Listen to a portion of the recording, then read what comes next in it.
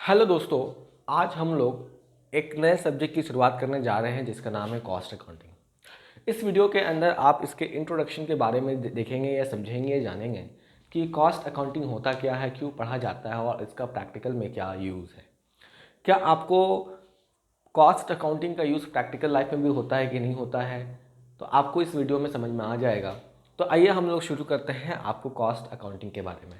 देखिए, मैं ज़्यादा ना बोलूँगा, मैं सिर्फ उतना ही बोलूँगा कि जितना आपके दिमाग में अट जाए। तो सबसे पहले मैं आपको कॉस्ट अकाउंटिंग की मीनिंग समझाऊंगा कि आखिर ये कॉस्ट अकाउंटिंग पढ़ा क्यों जाता है। ठीक है, तो आपको मैं सबसे पहले ये समझाऊंगा कि why this subject why this subject is study, क्यों इस सब्जेक्ट को हम लोग पढ़ते हैं। और ये सब्जेक्ट जो है हमारे बीकॉम सेमेस्टर 1 के अंदर पढ़ा जाता है, सेमेस्टर 2 के अंदर पढ़ा जाता है। ठीक है, तो सेमेस्टर 2 के अंदर ये सब्जेक्ट आता है बीकॉम के अंदर। तो मैं आपको ये बता दूं कि इस सब्जेक्ट को क्यों पढ़ते हैं। तो पहला आपको मैं कारण बताऊंगा, लेकिन आपको इसके लिए एक एग्जाम्पल समझना पड़ेगा। एग्जाम्पल ये है कि आप एक रेस्टोरेंट में गए। ठीक है, रेस्टोरेंट में गए और आपने एक बर्गर ख़रीदा। ठीक है, एक बर्गर की प्राइस पूछा, तो उस बर्गर की जो प्राइस थी वो मान लीजिए उन्होंने बताया, एक बर्गर की प्राइस जो बहुत अच्छी क्वालिटी का होता है, मान लीजिए 250 रुपये है। कितना है? 250। तो ये 250 रुपये का है। तो आपने उसके ओनर से पूछा, उसके मैनेजमेंट से पूछा कि आप महीने भर में कितना बेच देते हैं। उन्होंने कहा हम 1 लाख पीस सोल्ड कर देते हैं। कितना? 1 लाख पीस सोल्ड कर देते हैं। तो पूरे महीने की रेवेन्यू कितना हो गए? तो आप बोलेंगे 25 करोड़। कितना? 25 करोड़। तो अब आप ये देखिएगा, कोई भी आम इंसान देखेगा, बोलेगा कि इसमें बहुत ज़्यादा प्रॉफिट है। ये देखिएगा बहुत ज़्यादा इन लोग कमाता है, बहुत ज़्यादा क्या करता है, कमाता है। लेकिन आप जो है अभी अंधेरे में है, क्योंकि ये आपको इसकी क्या दी हुई है, सेलिंग प्राइस दी हुई। क्या दी हुई है? सेलिंग प्राइस है। क्योंकि आपको ये नहीं पता कि इसको बनाने में भी आपको कुछ कॉस्ट लगा होगा, कुछ कॉस्ट प्राइस लगा होगा, कुछ मटेरियल लगा होगा, कुछ लेबर लगा होगा, कुछ एक्सपेंसेस लगा होगा। तो उसको कॉस्ट प्राइस, और उस कॉस्ट प्राइस में बेचारे को जीने के लिए कुछ प्रॉफिट भी जोड़ना पड़ेगा। क्योंकि अगर वो प्रॉफिट नहीं जोड़ेगा तो फिर उसका घर बार नहीं चल पाएगा, उसकी दाल रोटी नहीं चल पाएगी। तो इसलिए वो क्या करता है, प्रॉफिट ऐड करता है।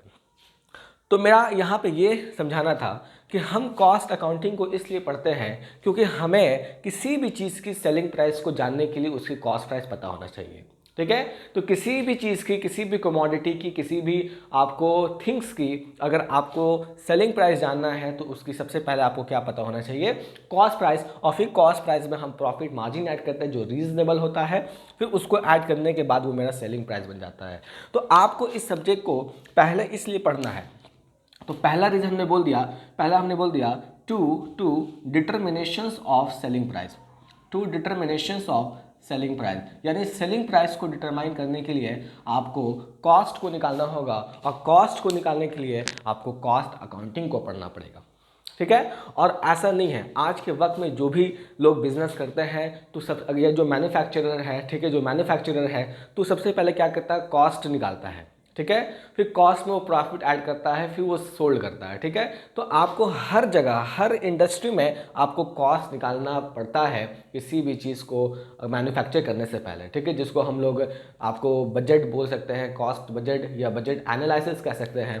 ठीक है, ये सब एक सब चैप्टर आपके अंदर, तो वो सारी चीज़ आएंगी। लेकिन आपको ये समझना है कि किसी भी चीज़ को प्रोड्यूस करने से पहले, मैन्युफैक्चरिंग करने से पहले, उसका पहले एक बजट बनाया जाता है कि जो हम बना रहे हैं उसकी क्या कॉस्ट प्राइस होगी, और उसमें हम प्रॉफिट ऐड करके कितना मेरा सेलिंग प्राइस होगा कि जिसमें मार्केट में लोग खरीदने की कैपेबल हों।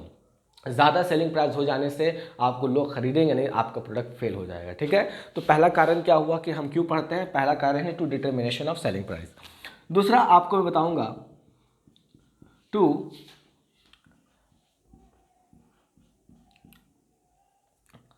Reduction of cost control. To reduction of cost control. अब बोलेंगे ये क्या होता है। देखिए, कॉस्ट अकाउंटिंग को इसलिए भी पढ़ते हैं कि हम कॉस्ट को रिड्यूस कर सके। ठीक है, reduction of cost, sorry control नहीं, टू रिडक्शन ऑफ कॉस्ट, यानी कॉस्ट को रिडक्शन कर सकता है। आप बोलेंगे ये चीज़ क्या होता है, ध्यान दीजिएगा। इसमें क्या होता है कि हम क्या करते हैं कि जब कोई चीज़ बनाते हैं तो हमारी प्रायोरिटी ये होती है कि कि हम उतना प्राइस रखें, कम से कम उतना प्राइस रखें जिससे लोग आराम से उसे बाई कर सके, यानी उनकी परचेजिंग पावर उसके अंदर होनी चाहिए। तो आपको उसके पहले क्या करना होगा, रिडक्शन ऑफ कॉस्ट करना पड़ेगा। रिडक्शन ऑफ कॉस्ट कहने का मतलब कि आपने अपनी किसी भी कमोडिटी की प्राइस को घटा दी बिना क्वालिटी को अफेक्ट किया, ठीक है। इसमें मैं आपको बताना चाह रहा हूं कि decreasing of price without affecting the quality. तो आप अगर किसी क्वालिटी की प्राइस को कम करना चाहते हैं बिना क्वालिटी को गिराए हुए, तो आपको कॉस्ट अकाउंटिंग आनी चाहिए, यानी कॉस्ट अकाउंटिंग के अंदर पढ़ना पड़ता है कैसे हम कॉस्ट को रिड्यूस करें, ठीक है। फिर नेक्स्ट है टू कॉस्ट कंट्रोल, यानी ये सारा पॉइंट हम इसलिए बता रहे हैं कि इन्हीं सारे कारणों की वजह से, इन्हीं सारे फैक्टर्स के वजह से हमें इस कॉस्ट अकाउंटिंग को पढ़ना पड़ता है। देखिए कॉस्ट अकाउंटिंग जो है ना एक स्पेशलाइज अकाउंटिंग है। आप देखिए फाइनेंशियल अकाउंटिंग पढ़े होंगे, फाइनेंशियल अकाउंट में कुछ माथा पेची नहीं होता है। उसमें क्या होता है कि सारी इन्फॉर्मेशन दी होती है, बस उस आइटम के हिसाब से उसको क्लासीफाइड करना पड़ता है। देखिए है वो भी टेक्निकल है, लेकिन कॉस्ट अकाउंटिंग ज़्यादा टेक्निकल है क्योंकि उसमें स्पेशलाइजेशन ऑफ नॉलेज और इसमें माथा लगता है, ठीक है। तो मैं आपको ये बताना चाह रहा हूँ कि आपको जो फाइनेंशियल अकाउंटिंग होता है, वैसे मैनेजमेंट अकाउंटिंग होता है, ये सारे अकाउंटिंग होते हैं, लेकिन इनमें जो स्पेशलाइज अकाउंटिंग होता है वो कौन होता है, कॉस्ट अकाउंटिंग। क्योंकि इसमें बहुत सारी चीज़ें ऐसी हैं जिनको समझना पड़ता है, उसकी गहराई में जाना पड़ता है, ठीक है। तो मैं आपको ये समझाना चाह रहा हूँ कि इस कॉस्ट अकाउंटिंग को इसलिए पढ़ा जाता है कि सबसे पहले मैं क्या निकालने के लिए, सेलिंग प्राइस। कि सेलिंग प्राइस किसी भी प्रोडक्ट की सेलिंग प्राइस को पता करने के लिए सबसे पहले उसकी कॉस्ट प्राइस पता होनी चाहिए। फिर उसी के लिए हम लोग क्या पढ़ते हैं, कॉस्ट अकाउंटिंग, क्योंकि कॉस्ट कैसे निकलेगा इसी में बताया जाता है। दूसरा कि टू रिडक्शन ऑफ कॉस्ट, अगर आप कोई चीज़ बना रहे हैं तो आपकी प्रायोरिटी होती है कि हम कम से कम पैसा रखें, उसके दाम रखें और उसमें कोई क्वालिटी में भी कोई तरह का चेंजेस ना आए, क्योंकि उसको हम लोग बोलते हैं रिडक्शन ऑफ कॉस्ट। और आपको इसको करना ज़रूरी है क्योंकि बहुत ज़्यादा कंपिटिटिव हमारे मार्केट में आ चुके हैं, तो उनके कंपटीशन के लिए आपको अपने प्रोडक्ट की प्राइस बहुत रीजनेबल रखना पड़ेगा जिससे आप मार्केट में स्टेबल कर सकें। तीसरा पॉइंट ये है यानी कॉस्ट कंट्रोल को भी पता करने के लिए, या कॉस्ट कंट्रोल निकालने के लिए भी हमें कॉस्ट अकाउंटिंग को पढ़ना पड़ता है। कॉस्ट कंट्रोल क्या होता है, कॉस्ट कंट्रोल का मतलब होता है कंट्रोल ऑफ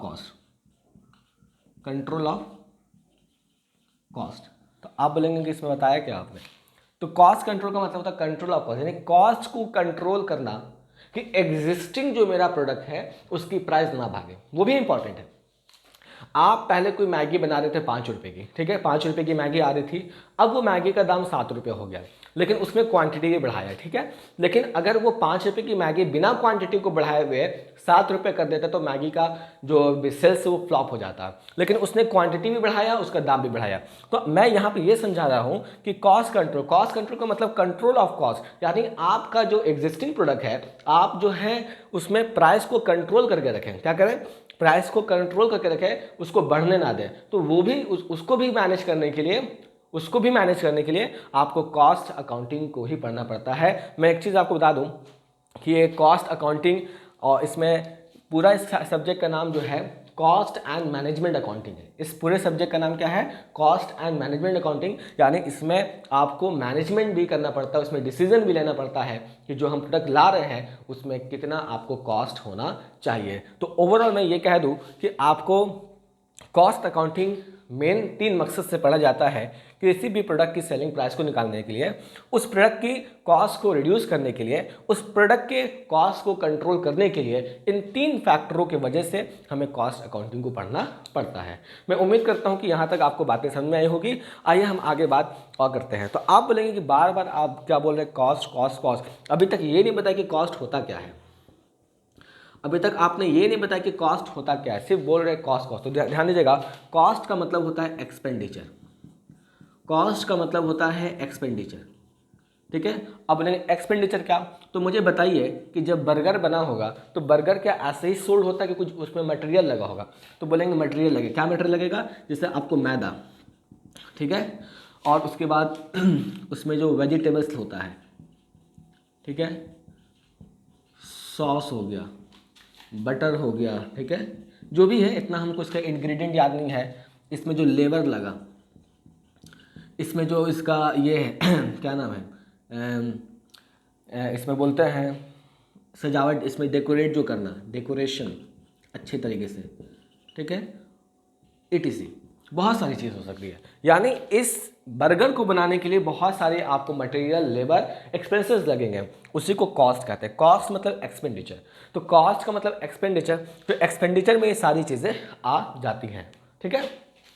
तो अब बोलेंगे कि आप मुझे ये बताइए कि फिर कॉस्टिंग क्या होता है, कॉस्टिंग क्या होता है, क्योंकि कॉस्ट अकाउंटिंग के अंदर लोग बोलते हैं कि कॉस्टिंग मैं कर रहा हूँ, कॉस्टिंग कर रहा हूँ, कॉस्टिंग कर रहा हूँ। कॉस्टिंग का मतलब होता है टेक्निक ऑफ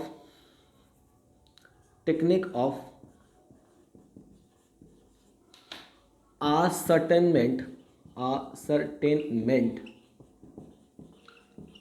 ऑफ कॉस्ट, यानी कॉस्ट को जिस टेक्निक से निकाला जाता है उसी टेक्निक को हम लोग कॉस्टिंग कहते हैं। कॉस्ट को जिस टेक्निक से निकाला जाता है उसी को हम लोग कॉस्टिंग करते हैं, और उसी को पढ़ने के लिए हमें कॉस्ट अकाउंटिंग को पढ़ना पड़ता है।